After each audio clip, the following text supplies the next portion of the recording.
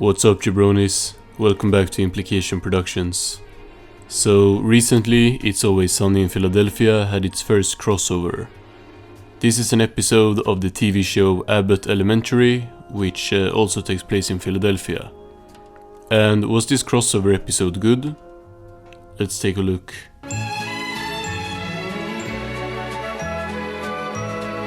Going into this crossover episode, I had mixed expectations. It's been almost 2 years since we got some new Sunny, and I was very excited to see the gang again before season 17 starts. But on the other hand, I was a bit worried about the tones of the two shows not matching well enough. Sunny is a very, dark and satirical show, whereas Abbott seems a bit more wholesome and kid-friendly. Now, add to that the fact I have never seen an episode of Abbott Elementary, so I was going in pretty blind and a bit skeptical. Thank you for giving back to a community. Here are your badges. Oh, badges, huh? Cool, very cool. Welcome to Abbott Elementary, the best elementary school in the universe. Is that what this is? And that was kind of warranted, I guess. The episode feels a bit like a tamer Sunny episode, except for this line or lines at the beginning from this lady, which was crazy. It's a whole Goldilocks sitch. You know, if a girl came into my house and ate my porridge and slept in my bed, I'm eating her ass. To be clear, in this hypothetical, I'm a bear. The animal. So I don't know anyone's name except Chris, and that's not his name, but still, I didn't manage to learn a single name watching this, and that's not a fault of the episode. It's 100% on me. Like, I didn't know Dennis' name until like season 3 of Sunny. Do any of you have any experience with duct work? Oh, I've done tons of duck work. You said duck work or duct? What did you say? Oh, has anyone ever worked in a garden? I lived outside. Oh, okay. This feels so weird. It's a bit like when the Breaking Bad guys showed up last season, except even more awkward. You guys look familiar to me. No, we don't. Yeah, you do. Like, I know you from somewhere. I would have known We if don't I do saw you. schools usually. Yeah. So. Wait, did you ever get into a fight at an Eagles game? But this kind of works, as the Abbott Elementary cast works as outsiders in Sunny usually does, which is ironic since it's the other way around. Here they are being a group of normal people, I guess, like in comparison, interacting as straight men with the gang to give them layups for jokes.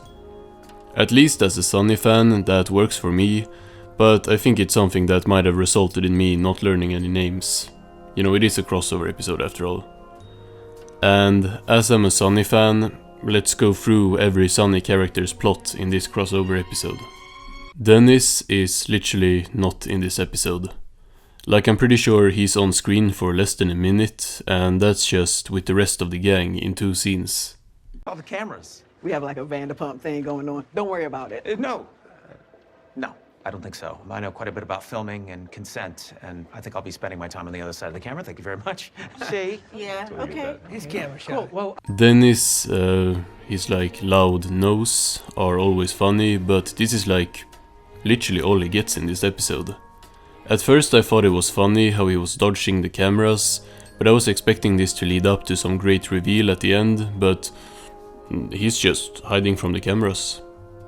And I am a bit bummed about Dennis barely being on screen. Like, I get that's the joke, but I am fiending for some new Dennis. The tall, skinny one who's like hiding behind the cameras, he keeps asking me out to some gross bar with like 300 one-star reviews. I think it might be that they just can't have Dennis being super creepy and Dennis in general in this show, since it has a lower TV rating. I don't know what it's called, TV something, and honestly that makes it funnier. I think we are gonna see this same story in the season 17 Sunny episode, but from like the other perspective. So that's probably gonna fill in the gaps of Dennis' plot, and if that's true, I'm retracting any like complaints I had about him not like doing anything in the background, because if so, then we're gonna see it there. Got a question over here? How do you spell light? Light? Yeah, well, that's easy, really. It's L-I-Y-T. There's another L, which is one of those letters that hides behind the other letter. Charlie can't read or like understand words that people say. That's pretty much it. His jokes here are not really the highest tier of these types of jokes in Sunny, but they work. Now, I'd like to ask you a question. Sure. Do you have trouble reading? No. I mean, no. No, I can read any word at any time. My friends and I were actually talking about how well read I am. Yes, well, We get a lot of Charlie reading lore in this episode, and he gets some good lines. His whole thing is literally not being able to read, and the teachers of Abbott trying to teach him how to read. struggled to Yeah, read. but I'm not struggling. I read good. It's okay, Charlie. All we have to do is find out, what do you like? Beer. They don't have that. Milk steak. Bird law. Birds. This right here is a good scene, and Charlie probably has my favorite plot out of anyone in this episode. What sound does this letter make? I don't need to sound it out because I can read it perfectly. It says the Philadelphia Eagles' name is Swoop, and he has a jetpack. Doesn't. Doesn't? Go Birds? Go Birds, man. Charlie also gets probably the best line of the episode, which is the ending joke, almost as good as the pirate door. Charlie learned to read. Community service is great. Crime is worth it, plain and simple. I'm ready to get out of here. This school's haunted. They play basketball against ghosts. From the advertisement, it looked like Mac was gonna be a bit sus and hit on the principal, but turns out he just wants her to let them out of here and sucking up to her because of that. So I was thinking, since we gave you such a boost, maybe you could sign this volunteer slip and we could get out of your hair for the rest of the week, you know, sort of let the school soar. Stop wasting paper. District says you're here for the whole week. His plot is like fine, but it's not very funny. The principal gets more jokes than him. He's just kinda telling her that there is nothing left to do, so that they should just leave, like over and over.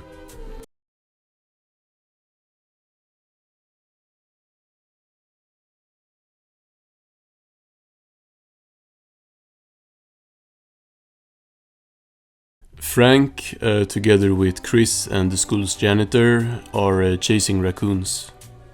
Hey, whoa, what are you doing? Composting. Compost is made of food waste, not batteries. No, the batteries are robot food. They're full of rare earth metals. Plants love them. The gang did really come off as stupid in this episode, which, you know, they are, but I feel like it's amped up to have them contrast as hard as possible against the Abbott cast. I told you, the only way to get rid of a raccoon is intimidation. Now, I've got these premium pelts back at my place. I'm gonna soak them in the dankest urine you ever smell. I guess it might just be general Flanderization as well, like Mac in season 16 is so damn stupid. You want to bash his brains in and shit out? No, man, that's Frank. I know that. Get me out of here. Were you the one eating the compost the whole time? Only after you put the garlic and the chili powder on it. Came back last night for some more. But there are some good interactions here with Frank and the other two, and everyone in this plot gets some good lines. Probably the second best plot. Alpha predator urine. Yeah, I'm definitely not doing that. But you should rename this place a buffet elementary. That's not our name. We're named after a historical racist. Congratulations. The most unrealistic part of this crossover is Dee finding a friend to bond with. Penn? Oh, hell yeah! Yeah, Penn, I went to Penn. I'm so sorry. That is a knee-jerk reaction I have. Don't you dare apologize. I went there too. What? Yeah, I basically lived on Locust Walk. I was expecting this plot to go down how it usually does with Dee and her ruining their friendship by taking control of the teaching and being like a dictator or something, but something else happens. What is his deal? Is he in a relationship? Ooh, if he is he a cheater? Okay, so he is actually with someone. Me. What? Yeah. Janine! Nice pull. Thank you. It took a long time. Yeah, you're good if I take a spin, though, yeah? That was news to me as well. Dee is actually crazy here and just keeps going, which is very on character. Hey, what's going on? I'll tell you what's going on. This psycho, she was just going off about, you know what she said? She said, he's too much of a man for me. I can't handle him. Yes, she did. She did. And you know what? One more thing. I love you. She did say that. I didn't say the first part. I would never say that. Dee hitting on someone who's like half her age is nothing new. It don't work either. The relationship between Chris and Dee's new friend seems pretty strong and wholesome, probably built up over the course of the Abbott Elementary TV show. And the important question is, would I check out more of Abbott Elementary after this? And the answer is probably not. Mainly just because AP Bio exists, and that one actually has Glenn on screen. But I will say, after watching this episode, I am kind of hopeful for the second part of the crossover in Sunny Season 17. And I will of course be here to cover all of Season 17 when it drops. As for this crossover episode, it's alright. I would take pretty much any Sunny episode over it, but that's a given since it's not a Sunny episode and it's an episode of the show that I don't watch. So like, yeah, alright episode. It's done, guys. Goodbye, Patty's Pub. Goodbye, Philadelphia. Goodbye, Charlie. Mac, Dee, Frank. The bar's done.